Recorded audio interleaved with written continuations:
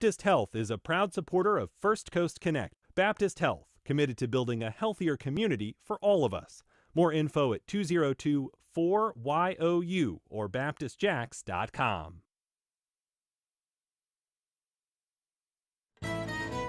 This is WJCT News 89.9 Jacksonville. Up next, national and local news from NPR and the WJCT News team.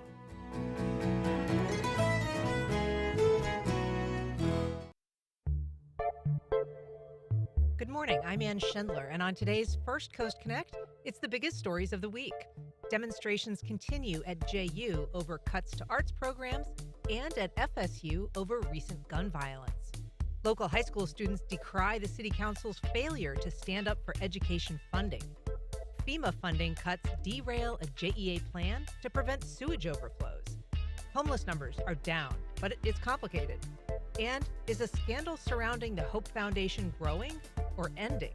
We'll talk about all that and more with our panel of journalists on our Friday Week in Review. Later, from credit cards to college debt, an immersive one-day program aims to teach kids financial literacy before they leave for college. You can join the conversation on air by calling 904-549-2937 or emailing firstcoastconnect@wjct.org. It's all ahead this hour after the day's news. Live from NPR News in Washington, I'm Corva Coleman. Ukraine is observing a day of mourning today after Russian drone and missile strikes killed at least 12 people and injured dozens more in the capital, Kyiv, this week. NPR's Joanna Kakissis reports from Kyiv. Ukraine's president says the missiles used in the attack may have come from North Korea. In Kyiv, there's anger at Russia and the U.S. Olena Krakovska recalls running outside in her bathrobe just before a missile destroyed her home.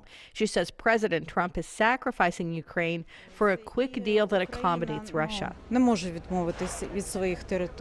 Ukraine cannot give up its land, she says. Even though it's occupied, it's still ours. Ukrainian President Volodymyr Zelensky has refused to recognize Russian-occupied land as Russian. In a post on social media, he said preliminary analysis on a ballistic missile that hit Kyiv indicates it was manufactured in North Korea. North Korea has been supplying both weapons and soldiers in Russia's war on Ukraine. Joanna Kakissis, NPR News, Kyiv. President Trump is going to Rome today to attend Pope Francis's funeral that's set for tomorrow. Trump may meet Ukrainian President Zelensky there, and it's possible they may speak. Trump spoke about the war in Ukraine with Time magazine. In an interview published this morning, Trump says that the annexed Ukrainian region of Crimea will stay with Russia. Russian Foreign Minister Sergei Lavrov says Russia is open to a U.S.-backed peace deal. The details of this plan have not been made public, but Lavrov suggested some work remains to be done. Well, the President of the United States believes, and I think rightly so, that we are moving in the right direction. The statement by the President mentions a deal, and we are ready to reach a deal, but there are still some specific points, elements of this deal which need to be fine-tuned, and we are busy with this exact process. He spoke to CBS's Face the Nation. President Trump has signed an executive order. As NPR's Julia Simon reports, this is aimed at making it easier for mining companies to dig for minerals on the ocean floor. Deep on the ocean floor are potato-sized nodules that contain metals like nickel, cobalt, manganese, and copper. These metals can be used in technologies like batteries. The executive order instructs federal departments to expedite the process for reviewing and issuing permits for mining on the seafloor. Scientists and environmental groups are already condemning the order, arguing that opening the deep seabed for mining could damage important marine ecosystems. Underwater mining involves giant machines and creates plumes of sediment that could suffocate marine life. That can have serious impacts on and disrupt the fishing industry. Julia Simon, NPR News. You're listening to NPR News from Washington. You're listening to WJCT News 89.9 in Jacksonville. Good morning. I'm Stephen Ponson. It's now 9:04. We have heavy delays in both directions on I-95 due to a crash. This crash is on the I-95 southbound side before Emerson Street and causing heavy delays in both directions. The alternate to get around these slowdowns would be to take Phillips Highway. Elsewhere, crash is causing some delays entering and leaving downtown Jacksonville on the Matthews Bridge. Former Florida Senate Democratic leader Jason Pizzo is leaving the Democratic Party. He says he switched his affiliation to no party affiliation since he believes the Florida Democratic Party is dead. Our constituents are craving practical leaders, not political hacks. We are entrusted to be guided by our conscience, and while I suppose it's easier in theory than it is in application, even my worst detractors have no valid claim that I can be bullied, that I can be bought, or even borrowed for a special interest. In response, State Party Chair Nikki Fried welcomed the change, calling Pizzo one of the most ineffective and unpopular Democratic leaders in recent memory. Pizzo has been signaling he could run for governor next year, but had been feuding with prominent members of the Democratic Party for months. Senate Democrats have already elected their new leader, Boynton Beach Senator Lori Berman. Will be mostly sunny this afternoon in Jacksonville, and we stay dry today as well. Highs reach the mid-80s around the I-95 corridor, upper 80s to the west of that. Overnight, lows will get down into the 60s. Support for NPR comes from Sony Pictures Classics with On Swift Horses, starring Daisy Edgar Jones and Jacob Elordi.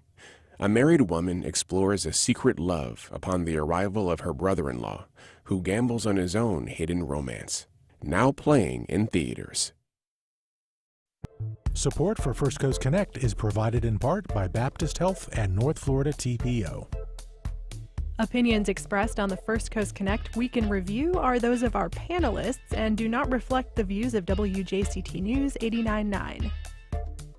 Good morning. I'm Ann Schindler, and it's Friday, which means it's time for our First Coast Week in Review. Among our topics, FSU students march in protest of gun violence. JU students protest broad cuts to arts programs. The City Council disappoints high school students looking for their support. A plan to stop sewage spills is derailed by DOJ, and the First Coast sees a dramatic decline in homelessness, but numbers may not tell the full story. To talk about all that and more, I am joined by Dan Scanlan, reporter at WJCT. Good morning, Dan. Good morning. Randy DeFoor, attorney and former Jacksonville City Council member. Good morning, Randy. Good morning, Ann. David Bauerlein, Metro reporter at the Florida Times-Union. Hi, David. Good morning, Ann, and everybody. And Riley Phillips, weekend anchor and investigative reporter at First Coast News. I'm sorry. New title. Yeah. New day. Welcome, Riley. Good morning. So, Riley, first of all, thank you for being here this morning. We know that last night you were in Tallahassee. You've been covering this FSU story from the very beginning. And it's a story that is also close to your heart. You're an FSU grad. What was it like covering this story, first of all? It was surreal. That's the word I keep using, because I was there in 2014 when the shooting in front of the Stroger Library happened. And while that was, horrific as well, this was on a different scale. So just to be back and to see students so scared and afraid, and I think Florida State, when you go there, it becomes kind of a sacred place after 4 years, and to see some students, it might not be like campus might not be that sacred place for them. It was difficult. Yesterday, you spoke to a St. Augustine grad, Maya Helhosky, who had written a letter about kind of to the campus and to the community as a whole. What was that letter about? What did she have to tell you? It was a tribute to this place that she loves, that she's called home for the last 4 years. And it was kind of just a letter of support for the students and the faculty, that she's thinking of them, but also that she kind of called out lawmakers too, that something needs to be done to prevent something like this from happening ever again. But it really was just a letter of love and hope and support for everyone impacted by this. It had a really powerful last line.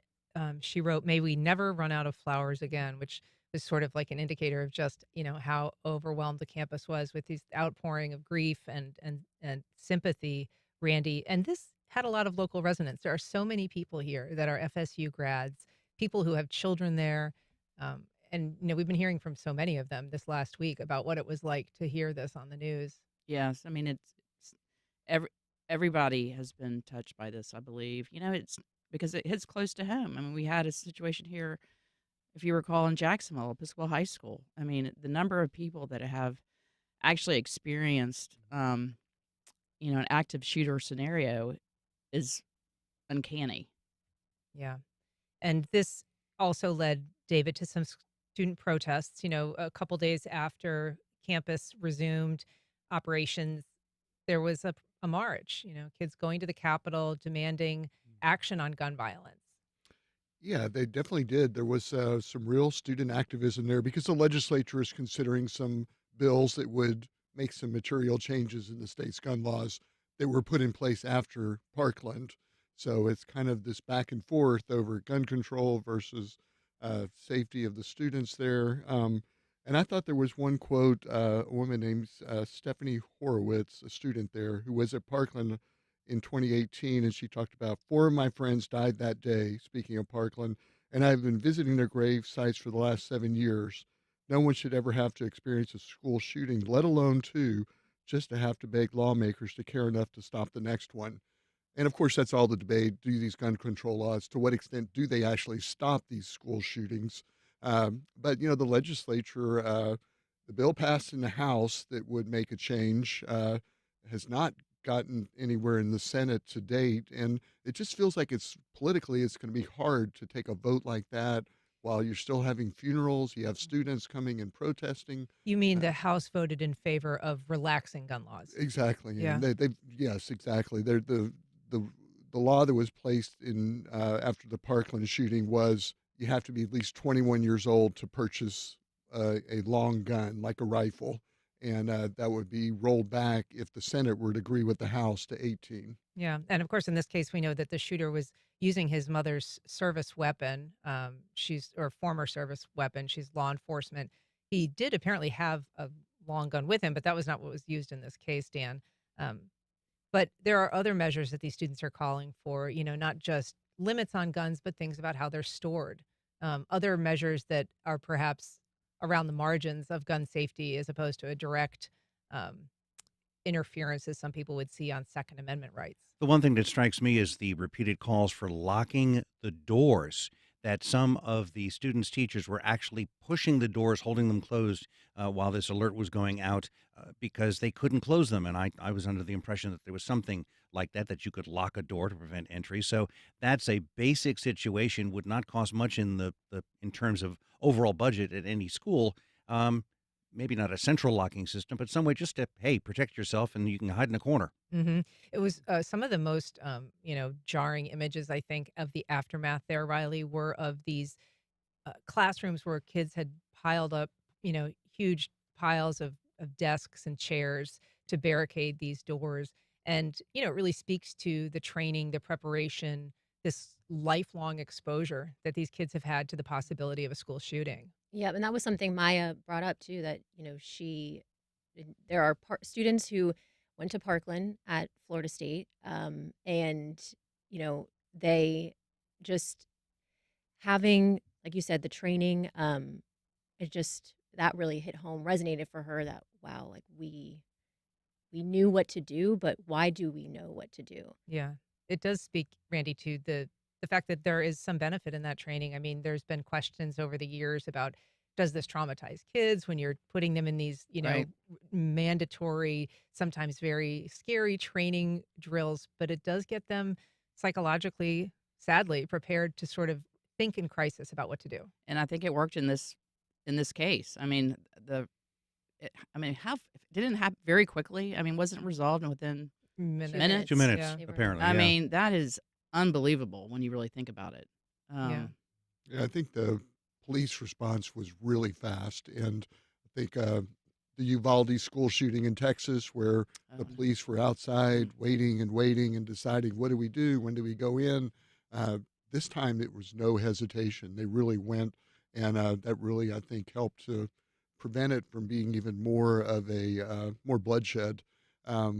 And, the fact that he had a handgun, I don't own guns, so I probably should tread lightly on this, but he had a handgun, which I don't think has the same kind of capacity to sort of being a killing machine that, say, a rifle does.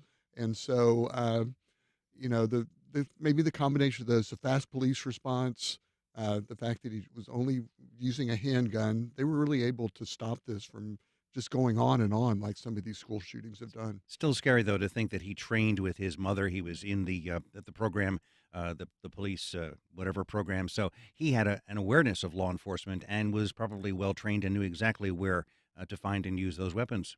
The complexity of the law enforcement challenge was also, in relief this week because there was a student protest. There was an arrest at a student protest where they were saying, this student, and I don't know that it's been verified, but they were claiming that he had sort of white supremacist tendencies, that he'd posted, screeds kind of along those lines.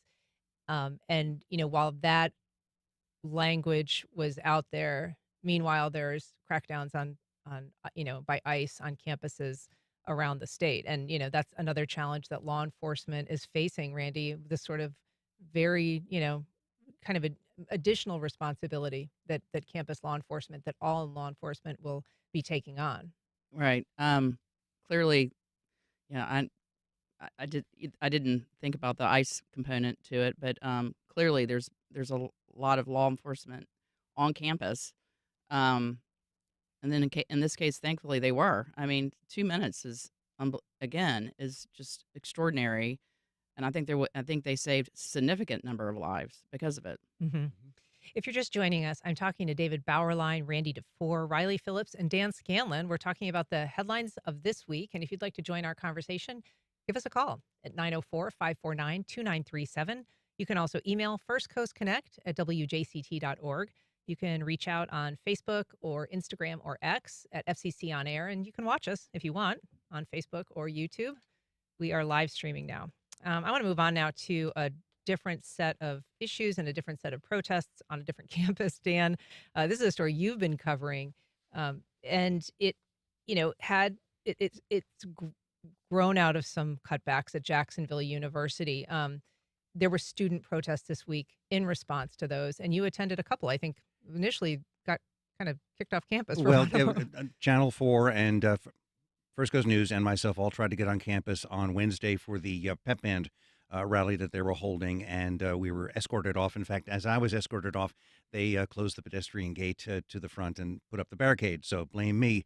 The students were working with the dean. They were allowed to do a protest, but as soon as they were going to unlimber the instruments, and this is brass band and stuff that you'd have at a pep rally, they were told it was a little disruptive, but they could still protest quietly, and so they did, and decided at 11 o'clock they'd go outside on University Boulevard, and they could not bring their bandstands, but they played the 7 songs they knew and protested, and basically said that, hey, if you expect to see any music at a JU event, at a JU game, at a JU Christmas party, it's not going to happen anymore. So they took it right down to that level. And one of the students that I interviewed was going to take some extra courses this summer. She's a senior graduating to refine her abilities. And now she says, I'm in the job market as of right now. I got to find a job. And so that was the immediate response or effect for these 100 some odd students. You got 40 staff who were basically fired. They claim locked out of their offices this week.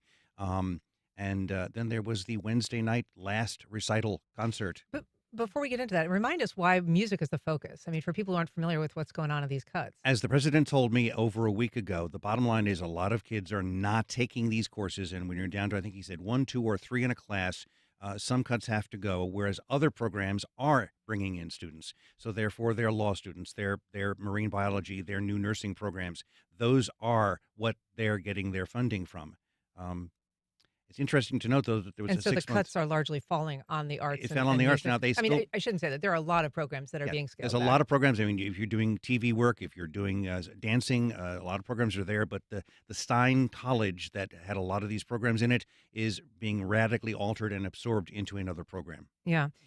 So there was actually a letter, though, that went out, David, that the Board of Trustees, at least the executive committee of the Board of Trustees, in strong support of President Tim Cost, who made these difficult decisions and has been, I think, criticized certainly by the faculty because a number of them were fired or being fired as part of this process.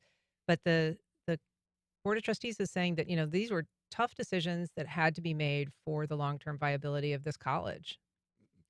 Right, exactly, and that may well be right. It could be that they do need to make those adjustments. A lot of the criticism has come from the faculty and from other people who alumni of JU has been okay, how did it get to this point? You know, I mean, it all didn't happen overnight, and it's obviously creating a lot of concern on campus. There's these protests. You know, is this how did it actually get to this point? And I think that's what obviously the board as well would be asked that same question. How did it reach this point where you do have to make these cuts? And, you know, is this it? You know, are there other shoes that are going to drop in terms of another financial adjustments they're going to have to make in order to achieve these savings that they say they need to make to be financially stable going forward? But yeah, there's definitely a split between the faculty that kind of feel like they've been on the outside looking in, and the board that has really strong support for Tim Cost, who's been there for a decade and has been a dynamic leader from what I've understood, has been somebody who has really put a lot of effort and heart into this campus, which he was a graduate of himself. Yeah. Randy, you've overseen a lot of, budgets in your time, whether with city council, your work, financial work as an attorney. When you look at a situation where, cuts like this have to be made, this kind of major revisioning of the university's, goals and sort of, aspect, do you see this as a management failure that kind of got to this point, or is this just schools around the country are facing these kinds of pressures? Well, schools across the country are definitely facing these pressures. And you have a great economy and you have a bad economy. And when you have a bad economy, private schools are negatively impacted. And so, I do think that maybe there was some delay that should not have happened, because then they could have done it where you wouldn't do 40 professors at once. They could have done it on a gradual basis, so it wasn't necessarily so obvious. But Tim Cost has done a great job at JU. The law school is phenomenal. The nursing school is incredible. So, unfortunately, when you only have 100 students that are impacted by this, think about that. That's and you Out have of 4,200. out of 4,200, and you have 40 professors. So 100 students to 40 professors. Clearly, something had to be done. Something out of balance, yeah. We've got a call from Lisa in Tallahassee. Good morning, Lisa. Go ahead. Good morning. 2 points. I walked over with the kids that did the rally against, the gun violence in the Capitol, walked with them to the Capitol. And the thing that hits me when I'm standing there is the Capitol itself is a gun-free zone. You cannot get in the Capitol. The security is tight. And even DeSantis has expanded his perimeter around the governor's mansion for safety, ostensibly for safety. But these kids didn't have protection in their classrooms from the shooter. And my kids grew up, I have 3 kids. My oldest kid grew up in the shadow of 9/11, where the whole world changed. Airports, taking your shoes off, security, that still continues. My second 2 grew up in the shadow of Sandy Hook, Parkland, and Uvalde. Their entire existence has been centered on shooter drills at school, and nothing has changed. And they're wanting in the Capitol to claw back some of the hard-earned gun reform measures that happened after Parkland, and I just make it make sense. It's just it's crazy. Lisa, thank you for your comments. We also have a note from John on Facebook. He says, "Why would 18 to 20-year-olds have their Second Amendment rights infringed? They can practice free speech, religion, association, and vote, yet not purchase a rifle." Also, Katie on Facebook saying people aged 18 to 20 are 3 times more likely to commit gun homicides than those 21 and older.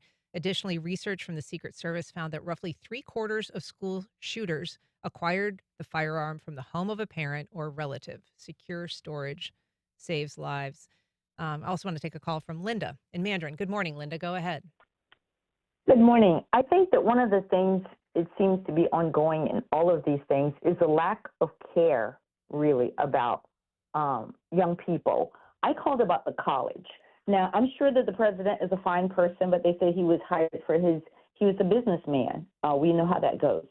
But he had insight into the budget last fall. He had insight into enrollment in January. So why do it this way? He treated it like a corporate downsizing. Okay, the instructors that have been there over 20 years were given short shrift, locked out of meetings. That is part of the thing. If the budget was fine and we're expanding into the law school, yet you needed to make these cuts for these divisions, you knew that a year ago. What have you done? How did you, prepare your students and instructors? It was the lack of care for these young people that came into our city council this week to have their voices heard, the lack of students in the state to have their voices heard. It appears that adults don't care anything about what young people feel until they might need their vote, and then they dispose of them quickly. It just doesn't say much for us as a society that we discard them, what they think and feel so quickly. We don't care about their feelings. Downsize, shout them down and send mean tweets to a high school student, one of our city council people did. Give me a break. Yeah. Bye. Thanks, Linda. Riley, she raises the point about the announcement of the firings. And one of the things that teachers have said that were included in this dismissal was that, this violated their tenure, that they have an expectation as tenured professors to get at least a year notice as opposed to a couple months, essentially. And that, at the very least, if this had been planned with a little more runway to roll it out, they would have had a better opportunity, for instance, of getting a job as opposed to, looking for work when next fall's positions in the academic world have been filled. Yeah, I'm sure they feel blindsided then, definitely. And just like you said, how it impacts their future and where they go next. And then also they're probably trying to finish their semester. This is, right before exam time. So it's a lot at once to take in. So you can understand why they feel the way they feel. I just want to say, we have talked about this issue earlier this week, and we have reached out to Jacksonville University and Tim Cost and, invited him to participate. But I just want to read a little bit from the letter that went out from the trustees last night, saying that they wanted to clarify some concerns. And they say, specific to the issue of faculty participation, they say faculty played a central role in the evaluation process, which was conducted in full compliance with university bylaws. And that would seem to address the tenure issue. I'm not sure how they slice that, but they say the academic financial task force, composed of both tenured and non-tenured faculty members, provided extensive analysis and recommendations. Their work directly shaped the plan ultimately brought to the board for approval. The president and the provost met with the full faculty body at their monthly assembly for the past 6 months, openly discussing the challenges and communicating, that difficult decisions around program alignment are necessary.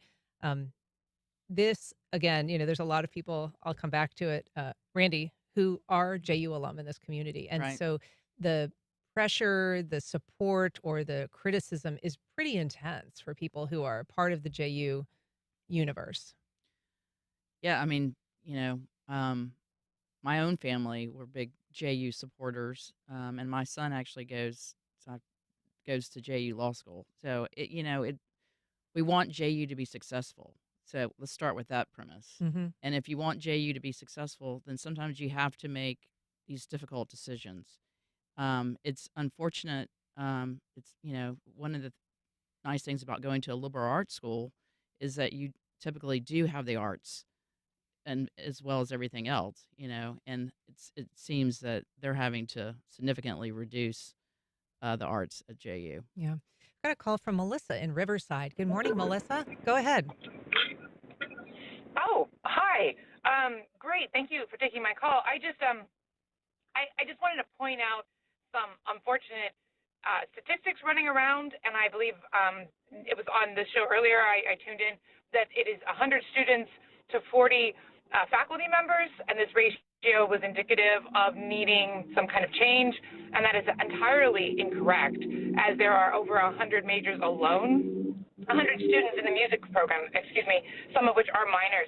But this number, there's been a call on social media to really evaluate some of this data going around, because there are far more than 100 students affected in this light. And I just wanted to bring that out in the open, because it's troubling, to hear that kind of false information. Thanks, Melissa. I mean, the number that we've heard, I think, both from school and faculty is around 120 kids who, that's sort of their declared major. I heard a hint that there was maybe a little more than 100, maybe up to 170 students affected. But again, you have to go with the verified source, or you get yelled at by people who who say that you got it wrong. And I'm going with what Tim Costin, JU, has told me.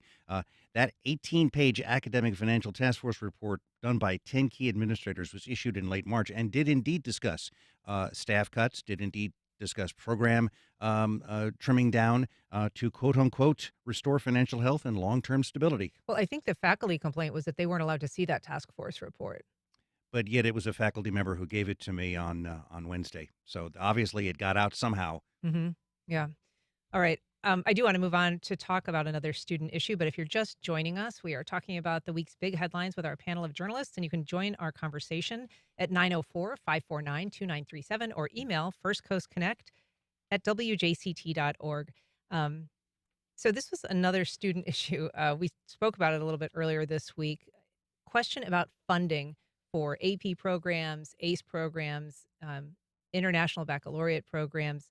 Riley, this is something that the students were very passionate about that are being affected. We had a couple of kids from Wolfson on this program, but a bunch of kids went to City Council this week and they wanted to be heard.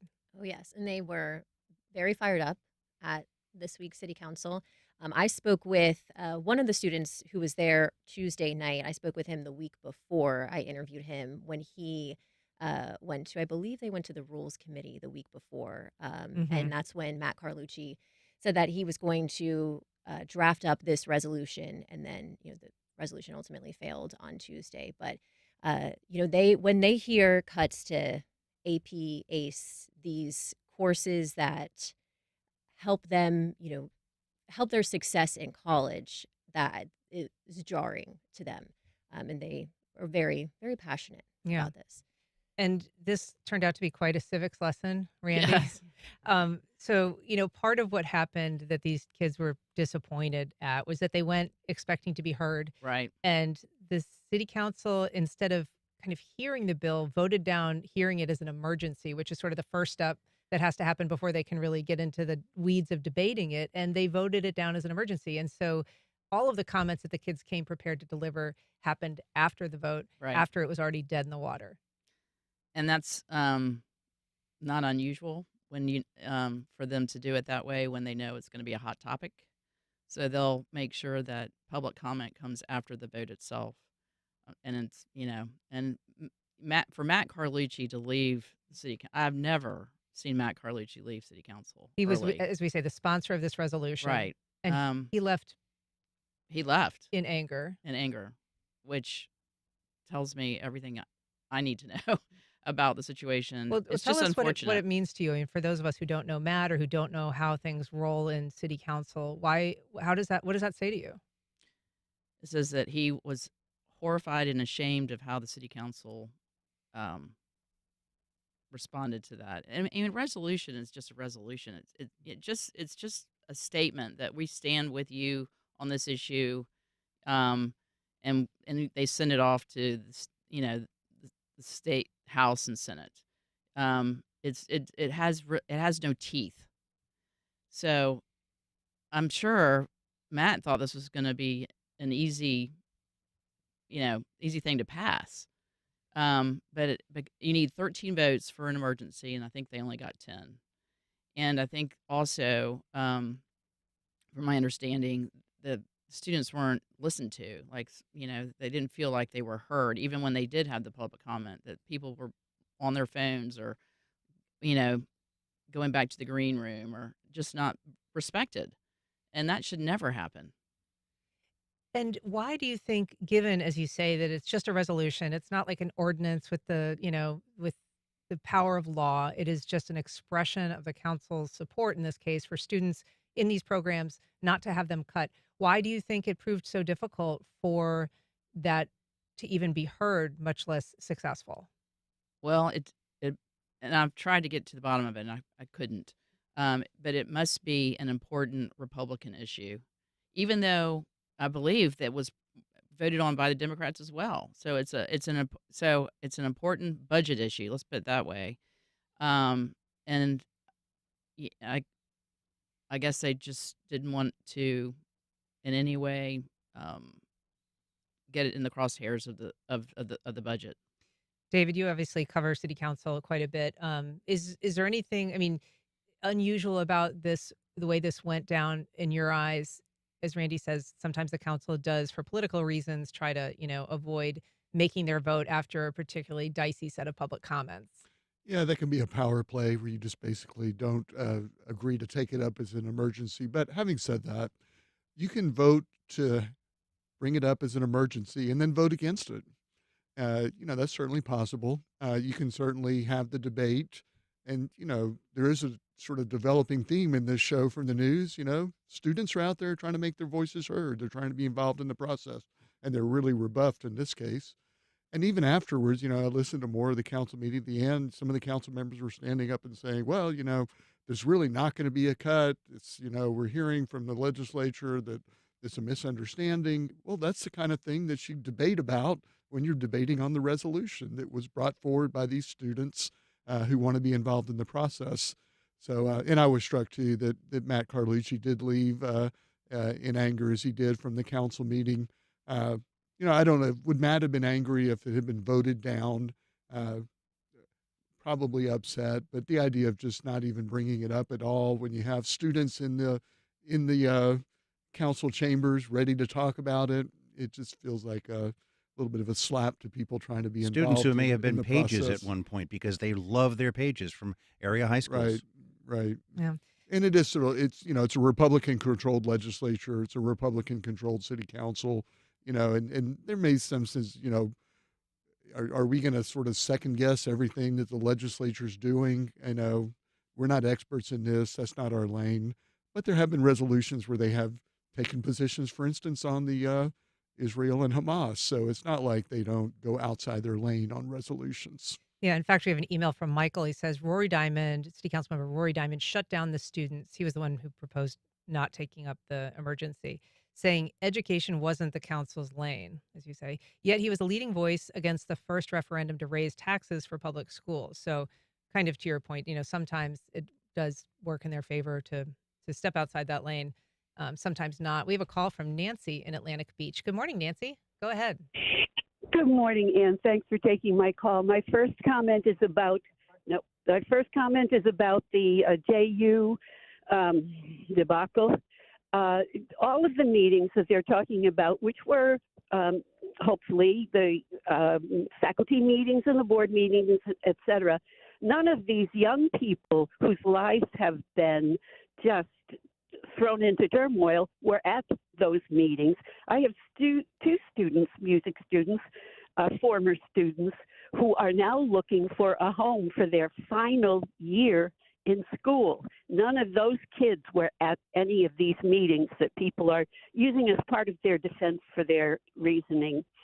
My second comment is about the what happened with the kids and the ACE programs, et cetera. And that is, please remember, people, to vote. Please remember to vote when the time comes. Thank you very much for these wonderful discussions your program has.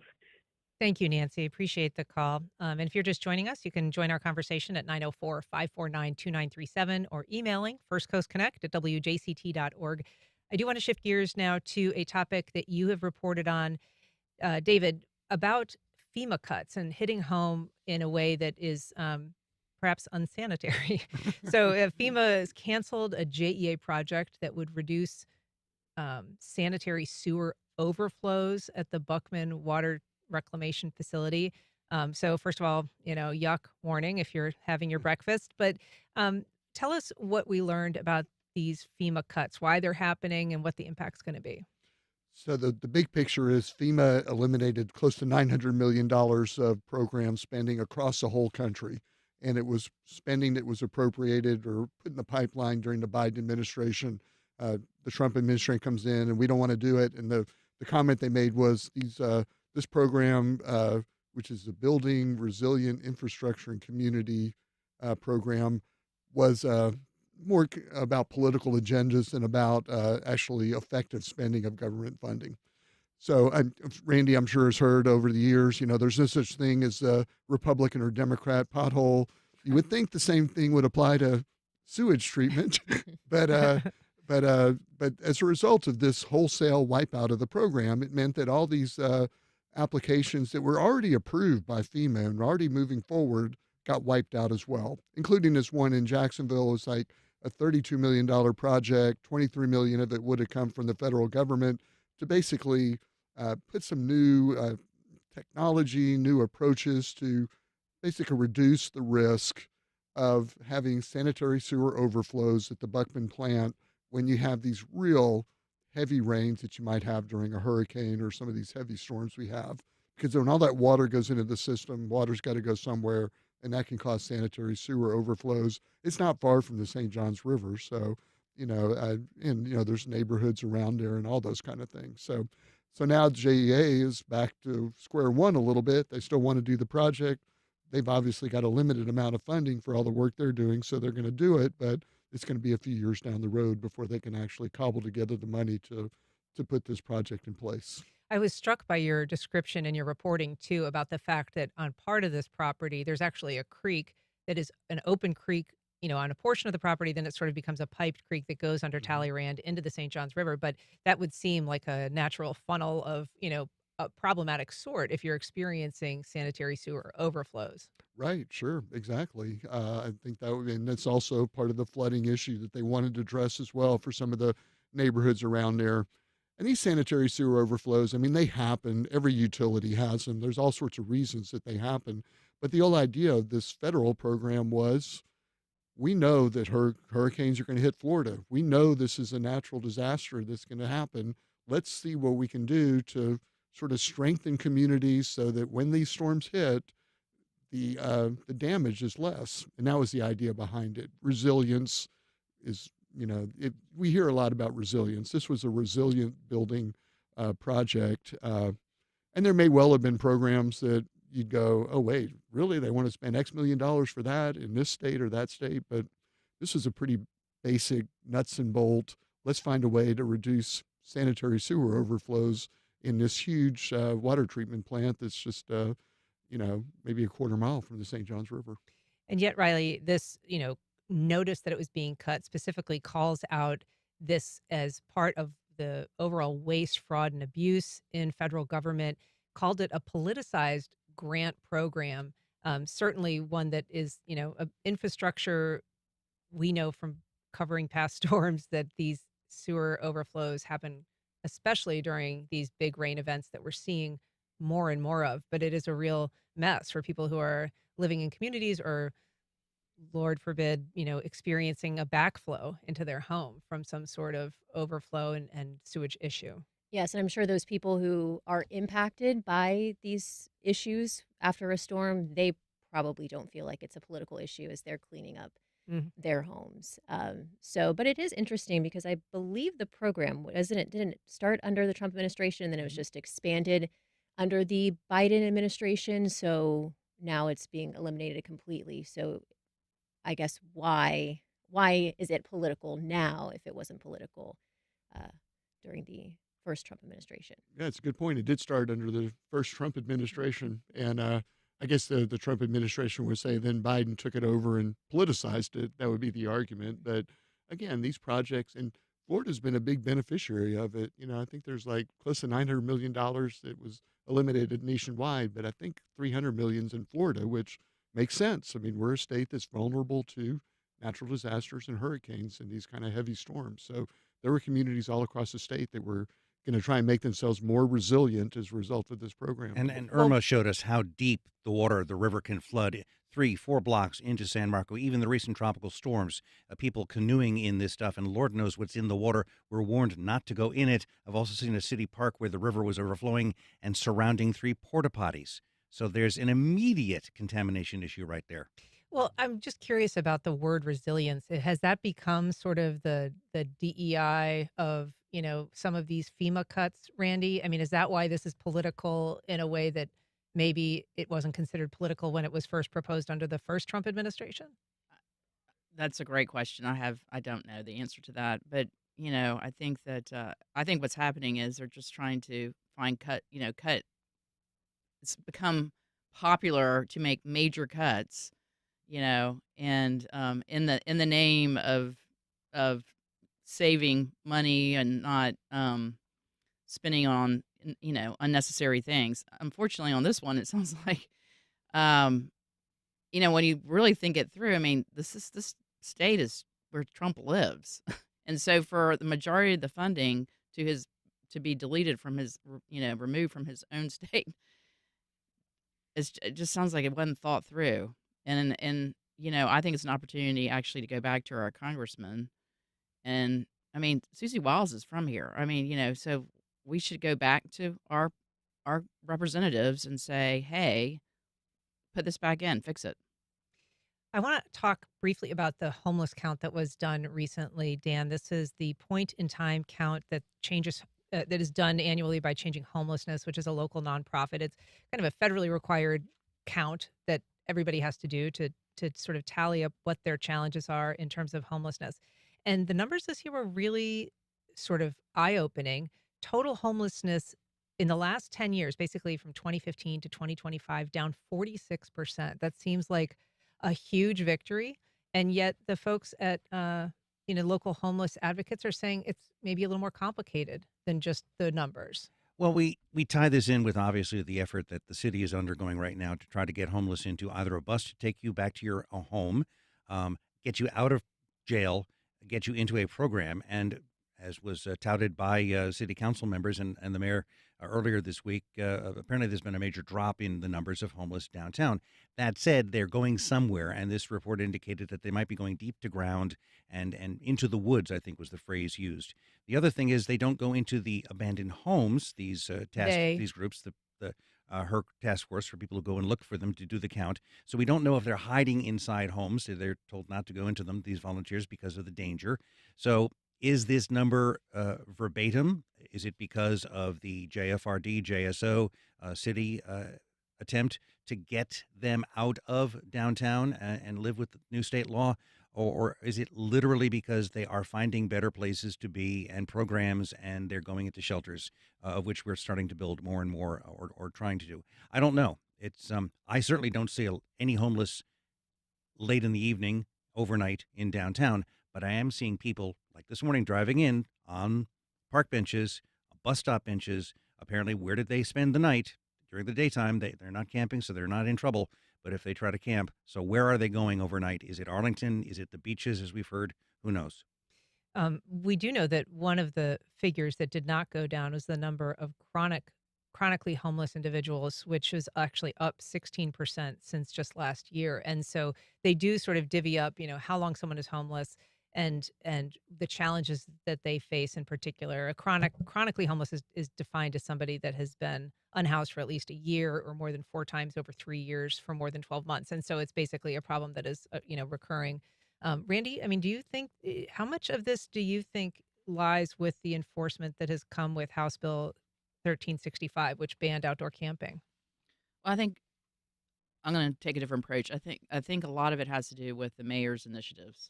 The Homeward Bound, when I was city council, I actually helped I think I've shared this before, but I actually helped a man get back to his home in Texas, a mentally ill person who just needed to be properly medicated, and then he could get home safely. And so she has put that in place, this Homeward Bound program.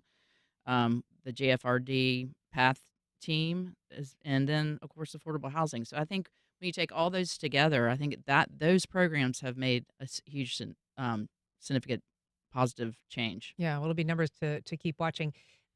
Just briefly, I do want to get to the Hope Foundation, David Bauerlein. This is an issue that has been kind of burbling up for weeks. The governor was in St. Augustine yesterday defending this. It's an organization kind of created by his wife and has been the subject of a lot of, criticism recently.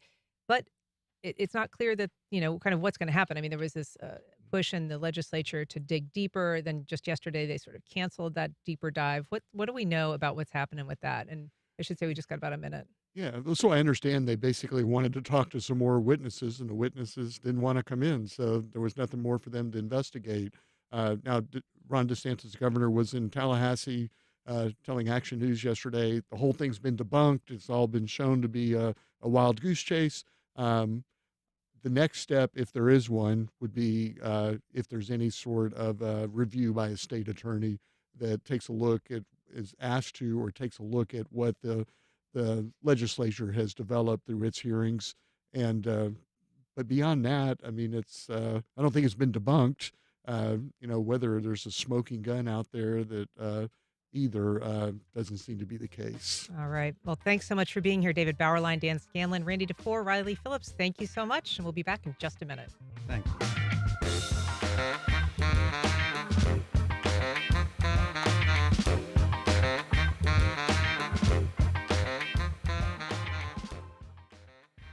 DuPont Counseling Group is a team of therapists, psychiatrists, and counselors available to help with life's mental health challenges. Everyone needs help sometimes. More information can be found at jacksonvillecounseling.org. Terrell Hogan Law. I'm Wayne Hogan. One texter call can wreck it all. Learn more through distracted driving presentations for teens and the workforce. Arrive alive. Let's end distracted driving. More at terrellhoganlaw.com. On the next Florida Roundup, the Trump administration's sweeping immigration crackdown includes tightening up policies for Canadian visitors. Canadians who spend more than 30 days in the US have to register with the US government or face penalties. If you're a snowbird or your business depends on Canadian tourists, share your thoughts on how this could affect your travel plans to Florida or your bottom line. Email your questions and comments to radio@thefloridaroundup.org. Then join me, Matthew Petty, Friday from noon to 1. The first thing I remember knowing. On the next Fresh Air, Country Music Hall of Famer Merle Haggard talks about hopping freight trains, doing prison time, and becoming a musician. He was fascinated by trains as a boy. Later, when he was a star, he acquired his own observation car. That car is now part of Virginia's Scenic Railway. Join us. Today at 1 on WJCT News 89.9. My mama seemed to know what lay in store. On the economy, if the Fed is the plane, then many consider its chair the pilot. And despite his earlier threats, this week the president agreed that pilot needs to keep his seat. No, I have no intention of firing him. Also on the Friday News Roundup, more pushback from the courts, and a second signal chat adds concerns about Pete Hegseth's ability to keep state secrets secret. We get to all of it next time on 1A. Today starting at 10 on WJCT News 89.9.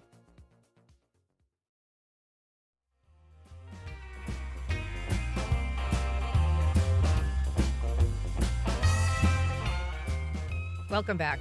Well, we often hear that adulting is hard, and one of the biggest challenges can be managing money. But a local effort to teach kids financial literacy is being held tomorrow. And here to tell us about it is Bill Laird with the Rotary Club of Jacksonville, which is sponsoring the first ever Financial Literacy Summit. Hey, Bill. Morning. Thanks for being here. This event is basically targeting high school juniors and seniors. Why, in particular, are you looking at this age group? You know, we feel like it's the right time for them to learn. Having this knowledge is great at any age, but they're getting to be at the point they're going to become young adults, and they need this knowledge to build a foundation of good choices. Some of the choices they make early in life can, reverberate later in life. So we want to give them a good foundation of financial education. And so, this age group, has been facing a lot of challenges and will be. I mean, we know that there's, concerns about inflation, concerns about recessionary potentials, all of those things in the mix. But I think this summit is going to be focused on kind of more like nuts and bolts, right? Budgeting, basics, how to plan for college loans, things like that. Yeah, it's topics that will resonate for kids that have different paths, whether that's a four-year school, vocational and trade education. These are things that everybody needs to be aware of and successful in their life. So budgeting, debt management. We're going to have folks from Career Source talk about job opportunities in the area, even in the summer, to give these kids a good opportunity they may not know about. So it's going to cover a broad set of topics. We're also going to have an app that they'll walk away from that they can continue their educational journey into the future. Yeah. I mean, why do you think we're so late to kind of understanding the importance of financial literacy and specifically teaching it? I know that there has been some movement at the state level to require some financial literacy scholastic, effort in school, but it does seem like, I don't know, certainly when I was going to school, this was not something that was addressed. And I feel like a lot of us get into adulthood sort of stumbling through the budgeting process and figuring it out on our own. Yeah, I think, and we've been involved in those conversations at the state level as a club, so we're very passionate about it. We've been engaged for the last 4 years, but I think, look at the news flow today. A lot of it involves the economy, and it's a vital part of our lives that affects our well-being. So I think it's about time that the state does engage kids at this age in the topic. And so this event is, as we said, it's for, juniors and seniors in high school. How do you present programming that works for them? And kind of how will this summit roll out the topics that it's going to tackle? Yeah, I mean, we want to be engaging, so this is not going to be them sitting there and listening. So we're going to have about 6 sessions. They're going to get a lot of different uh, knowledge from a lot of different areas. And then the app is going to be very engaging. They're going to get to invest money in real time at the event. So they're going to have fun with that. But really, they're also going to learn some more practical parts of. So there's an app that they'll kind of download and use during the seminar or Mhm. during the Yes. summit. And when you say they'll be able to invest in real time, I mean, parents might want to know before they head out the door, like, Yes. is it real money? It's not real money. Okay. So they're going to get to compete with each other in part of the event. So one thing that a lot of kids are thinking about this time of year is FAFSA, scholarship applications. Is that the kind of thing that you're going to be able to help them with? We're going to have a specific session on the FAFSA. So for kids that are heading that way, we're going to give them some education and even the ability to fill that out. We've invited parents to attend as well if they want. Wow, that would be huge. You So could actually help them fill out those Mhm. forms. Yep. We've got folks from FSCJ that are going to help us with engaging in that topic. Is this still open for people who want to register? And where is it being held? It's at FSCJ's downtown campus, and it is open. We've got space. We'd love for more kids to be on site, so they would want to go to our Facebook page, and we've got an event page for this financial literacy summit. And tell us what the Facebook page is. Rotary of Jacksonville. Okay. And so they can go and kind of click through and find a registration there. Yes, yeah, and if they look at our most recent posts, we've certainly been spreading the word about the event. They can find the link there if they can't find our event. Excellent. Well, good luck tomorrow. It sounds like it'll be a really cool event, and I'm sure share a lot of good information for kids. Thank you. We're thrilled to host it and very excited about it. All right, that's Bill Laird. And that's our program. Thanks for listening. If you have questions or comments, you can give us an email, firstcoastconnect@wjct.org. We welcome your suggestions for future topics or just comments on the show. And if you missed anything, you can catch our rebroadcast at 8 o'clock tonight, or you can find our entire archive at wjct.org or on your favorite podcast platform. Don't forget to listen to What's Health Got to Do with It on Saturday at 4 o'clock. That's our monthly health podcast with Dr. Joe Servin. He's going to be talking about everything from powerful new antibiotics to waning fertility rates. The executive producer of First Coast Connect is David Luckin. Our show is produced by Stacey Bennett and directed by Brady Corum, although Michelle Corum is on the boards today. Our theme music is performed by Club de Belugas. Join us Monday when we take a closer look at proposed billion-dollar cuts to PBS and NPR programs with WJCT President and CEO Dave. Connect is provided by Baptist Health and the North Florida TPO. Baptist Health is a proud supporter of First Coast Connect. Baptist Health, committed to building a healthier community for all of us. More info at 202-4YOU or baptistjacks.com. The North Florida TPO is dedicated to transportation planning, funding, clean fuels, and new technologies for a vibrant, resilient, and connected region. More information available at northfloridatpo.com.